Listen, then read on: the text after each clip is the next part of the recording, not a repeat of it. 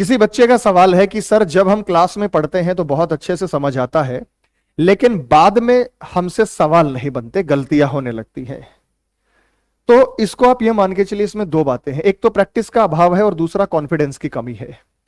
और जैसे आप प्रैक्टिस करते रहेंगे तो कॉन्फिडेंस बढ़ता रहेगा, और कॉन्फिडेंस बढ़ेगा तो आपसे सवालों में गलतियां भी नहीं होंगी।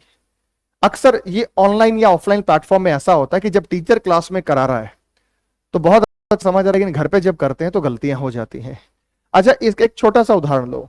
आप लोगों ने साइकिल चलाना सीखा था, तो साइकिल जब चलाते, मान लो घर में छोटी साइकिल हो तो बहुत अच्छा जल्दी समझ जाते हैं, बड़ी साइकिल होती है तो बीच में कैची की साइकिल बोलते हैं, तो बीच में पैर फंसा के साइकिल चलाते हैं, गिरते रहते हैं। पहले तो कोई सहारा देता है, सहारा देके थोड़ा बैलेंस बनाना सिखाता है, धीरे धीरे एक्सपर्ट हो जाते हैं, धीरे धीरे तो फिर हम उसी बड़ी साइकिल पे ही ऊपर बैठ के, चाहे पैर जमीन पे ना जाए, चलाते हैं और बहुत अच्छे एक्सपर्ट हो जाते हैं। थोड़े दिन बाद एक हाथ से चलाते हैं, थोड़े दिन बाद हाथ छोड़ के चलाते हैं। आपने गाड़ी चलाना सीखना है, तो गाड़ी चलाने के लिए केवल और केवल किसकी आवश्यकता है? प्रैक्टिस की आवश्यकता है। जब सिखाने वाला आता है 10-15 दिन में आपको सिखा के चला जाता है, आपको बता देता है कि क्लच कैसे ऑपरेट होता है, गियर ब्रेक कैसे, सब ऑपरेशंस वो आपको सिखा देता है। उसके बाद आप खुद ही चलाते हैं और खुद प्रैक्टिस करेंगे तो ही चीजें होंगी।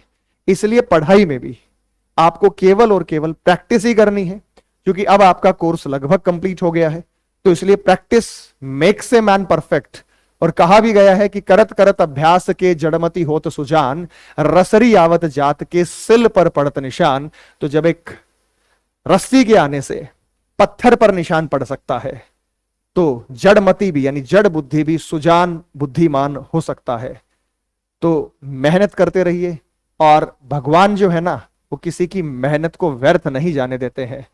सच्चे दिल से की गई मेहनत जीवन में कभी ना कभी आपके सामने आएगी, कभी ना कभी आपकी मदद करेगी। चलिए, तो अब आपका प्रैक्टिस का खेल है, प्रैक्टिस करते रहिए।